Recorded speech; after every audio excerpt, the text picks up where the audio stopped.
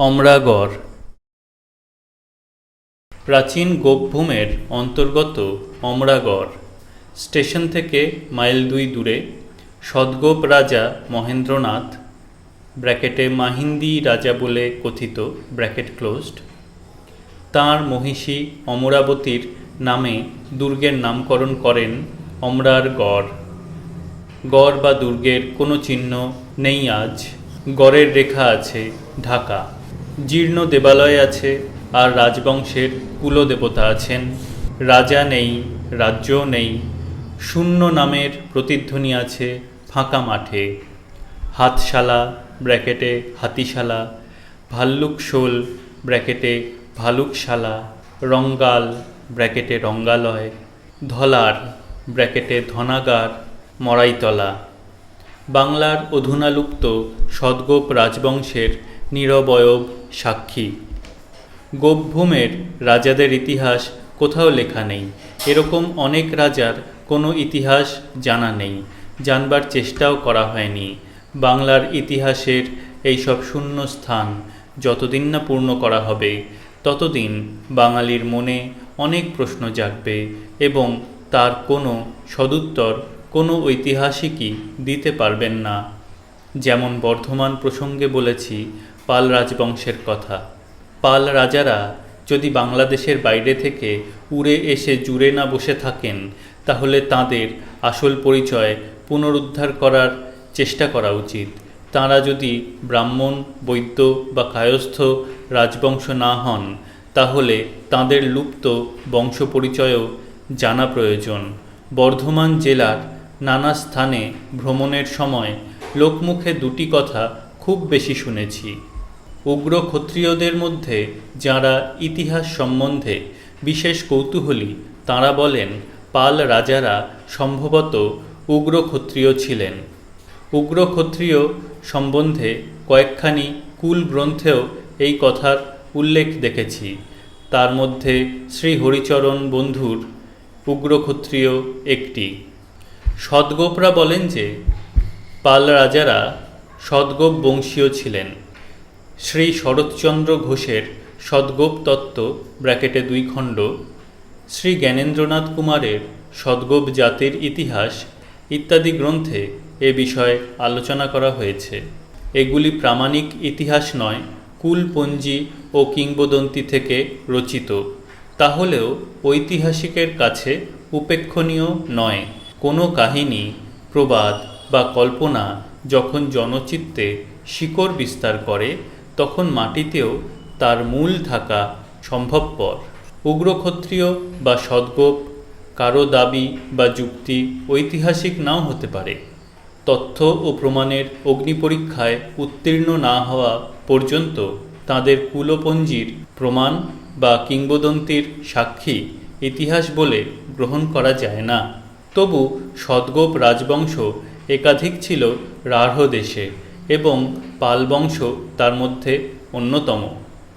মেদিনীপুরের নারায়ণগড় রাজবংশ সম্বন্ধে প্রবাদ আছে।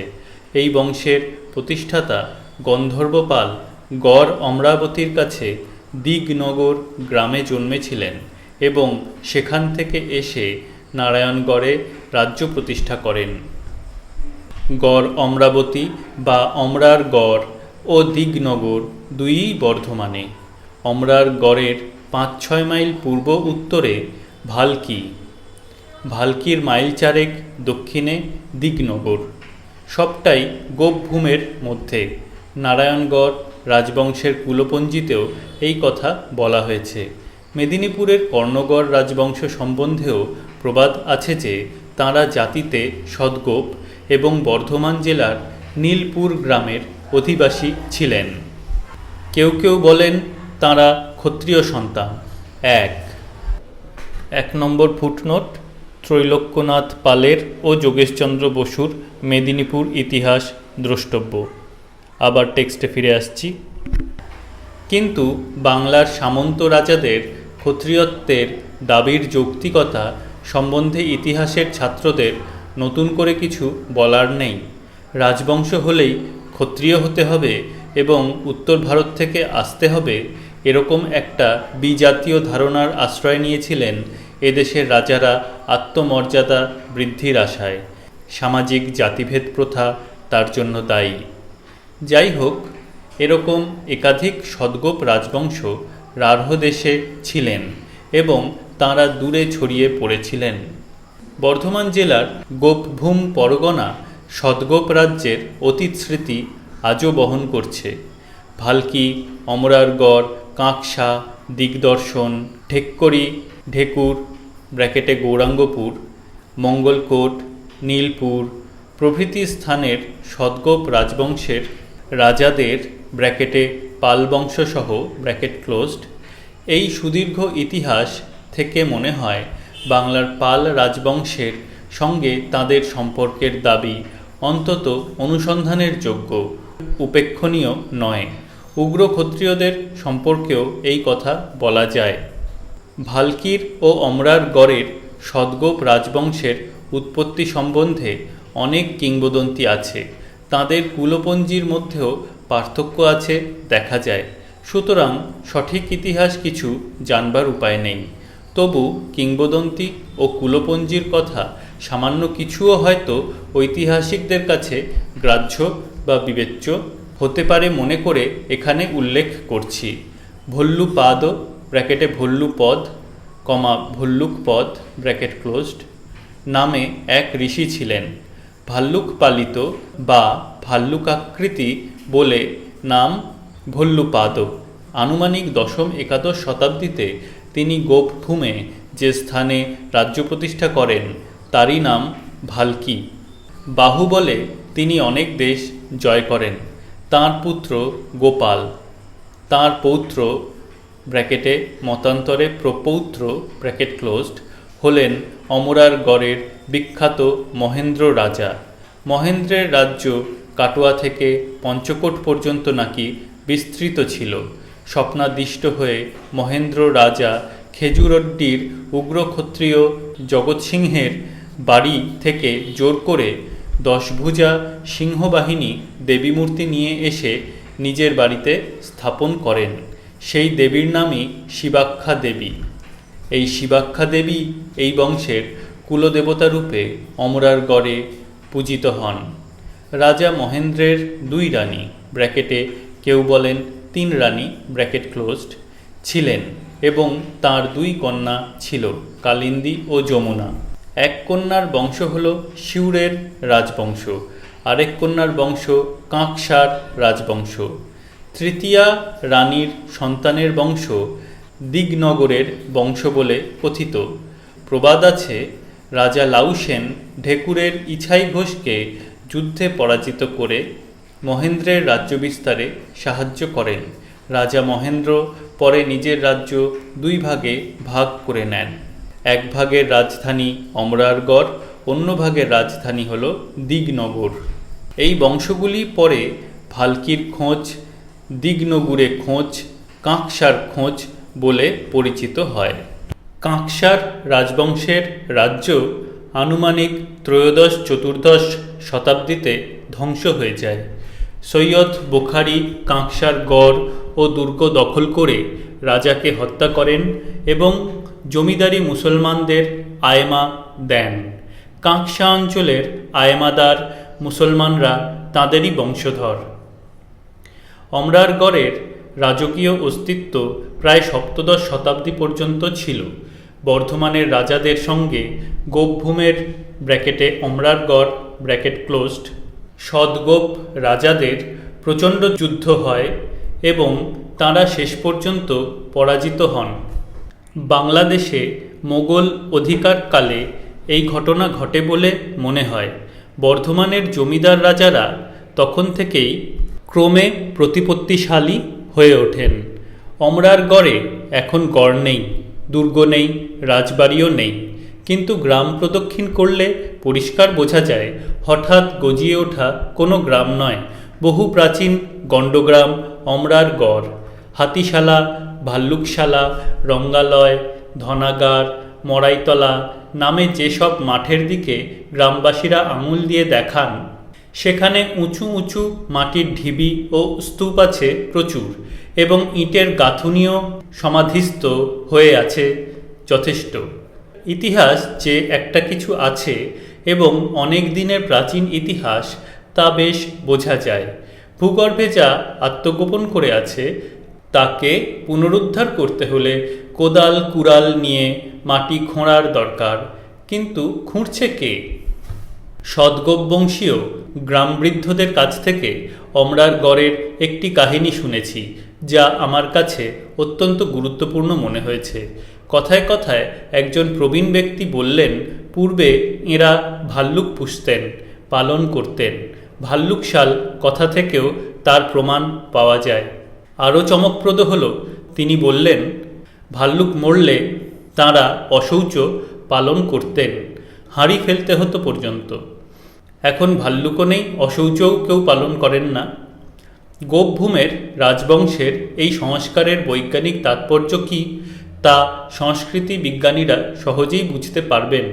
ভাল্লুক টোটেম এবং ভাল্লুক সম্পর্কে সমস্ত কাহিনী পশুপালক সমাজের নিদর্শন। পশুপালন ও চাষবাস গোপভূমে একই সময় বিকাশ হওয়া মোটেই আশ্চর্য নয়। তাছাড়া কৃষি যাঁদের পেশা, পশুপালন যে তাঁদের বৃত্তি নয় তাও ঠিক নয়। পশুপালন আর্যভাষীদেরও প্রধান বৃত্তি ছিল। আজও কি কৃষকরা পশুপালন করেন না এবং হিন্দু সমাজে পশুপালনের মর্যাদা নেই? যথেষ্ট আছে। ভাল্কি অমরারগড়ের সদ্গোপ রাজবংশের এই সংস্কারের ঐতিহাসিক তাৎপর্য অসাধারণ। কথায় কথায় গ্রামবৃদ্ধরা যখন বললেন, তখন চোখের সামনে অতীত ইতিহাসের অন্দরমহল যেন খুলে গেল মনে হলো।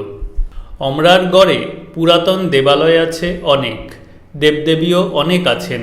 কুলদেবতা শিবাক্ষা দেবী আছেন, দুগ্ধেশ্বর শিব আছেন, সাধারণ ইটের বাংলা মন্দিরে বিরাজ করেন। পঞ্চরত্ন নারায়ণ মন্দির আছে অপূর্ব কারুকার্য খচিত। রাঢ়দেশের বাংলা ঘরের মডেলে তৈরি একটি সুন্দর দুর্গা মন্দির আছে, যা সচরাচর দেখা যায় না। ঠিক এই ধরনের মন্দিরের গড়ন এই অঞ্চলে আর কোথাও দেখিনি। কাঁকসা রাজবংশের কুলদেবতা কঙ্কেশ্বর মহাদেব অনাদি লিঙ্গ। জীবতকুণ্ড নামে এক পুষ্করিণীর পাড়ে কঙ্কেশ্বরের মন্দির প্রতিষ্ঠিত। প্রায় 50-60 বছর আগে কাঁকসাবাসী মালিক আব্দুল সত্তার শোনা যায় এই পুকুরের পাড়ের জমি খুঁড়েছিলেন এবং ভাঙা ইট, স্তম্ভ ও পাথরের দেবদেবীর মূর্তি পেয়েছিলেন অনেক। এখনও এখানকার অধিবাসীরা বলেন যে দেবদেবীর মূর্তি খোঁজ করলে পাওয়া যায়, তবে জঙ্গল ভেদ করে সন্ধান করা কঠিন। কাঁকসার বংশধররা অন্যান্য আরও অনেক স্থানে বাস করেন এবং তাদের মধ্যে অনেকে মনসা দেবীকে কুলদেবী বলে পূজা করেন। শিব শক্তি ও মনসার উপাসনা সদ্গোপ রাজবংশের অন্যতম বৈশিষ্ট্য দেখা যায়। এই প্রসঙ্গে রাঢ় অঞ্চলে অধিকাংশ শিবের উৎপত্তি সম্বন্ধে কিংবদন্তিটি বিশেষভাবে স্মরণীয়। একই কিংবদন্তি যখন কোনো স্থানে এক প্রান্ত থেকে অন্য প্রান্ত পর্যন্ত স্বচ্ছন্দে বিচরণ করে, তখন তার ঐতিহাসিক মূল্য কোনো সন্ধানী অস্বীকার করতে পারেন না। বনে গিয়ে গরুর দুধ দেওয়া এবং গোপদের স্বপ্ন দেওয়ার সঙ্গে শিবের উৎপত্তির যে গভীর সম্পর্ক দেখা যায়, তা রাঢ়ের সংস্কৃতির ইতিহাসে অত্যন্ত গুরুত্বপূর্ণ বলে মনে হয়। এ সম্বন্ধে আরও অনুসন্ধান করলে হয়তো আমরা বাংলার শৈব ও শাক্ত ধর্মের বিকাশের ধারা সম্বন্ধে অনেক অজানা কথা জানতে পারি। সদ্গোপ রাজাদের শৌর্যবীর্যের ঐতিহ্যাশ্রিত কাহিনীও গোপভূমের সর্বত্র যথেষ্ট শোনা যায়। তার মধ্যে অমরারগড়ের মাহিন্দি রাজার বীরত্বের কাহিনী অন্যতম। এই ধরনের কাহিনী অবলম্বন করে দেবেন্দ্রনাথ চট্টোপাধ্যায় বৃহৎ শিবাখ্যা কিঙ্কর কাব্য রচনা করেছিলেন। কাব্যগ্রন্থখানি লোকসমাজে আদৌ পরিচিত নয়, কারণ কাব্যমূল্য তার বিশেষ নেই। তবু এরকম একখানি বৃহৎ কাব্যগ্রন্থ অমরারগড় কেন্দ্র করে রচিত হয়েছিল এবং বাংলা 1319 সনে জন্মভূমি প্রেস থেকে ছাপা হয়েছিল ভাবলে আশ্চর্য হতে হয়। গ্রন্থারম্ভে কবি শিবাখ্যা দেবীকে বন্দনা করেছেন। এসো দেবী মহামায়া শিবাখ্যা জননী, তোমার প্রসাদে মাগো ধরিনু লেখনী। মহেন্দ্র রাজার অনেক বীরত্বের কাহিনী এই কাব্যে আছে। অমরার গড়ে অনেক রাজা অভিযান করেছেন এবং বীর রাজা ও তাঁর বীর যোদ্ধারা জীবনপণ দেশ রক্ষা করেছেন।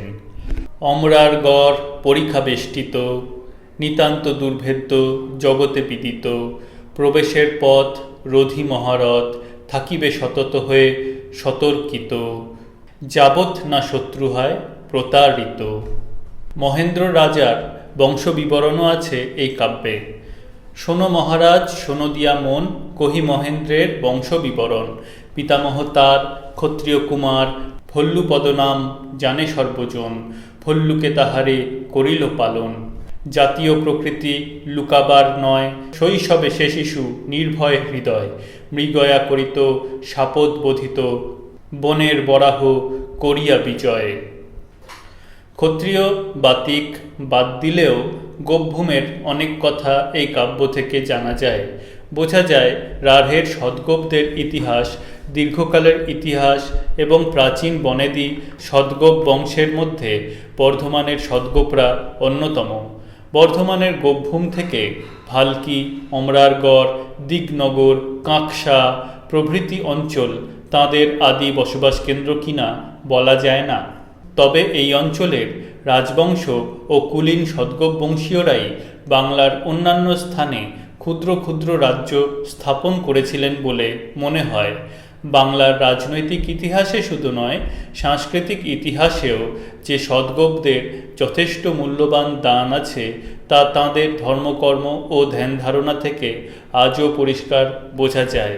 অমরারগড় বাংলার সদ্গোপদের এই প্রাচীন ইতিহাস ও ঐতিহ্যের স্মৃতি বহন করছে এ যুগের বিষণ্ণ পরিবেশে।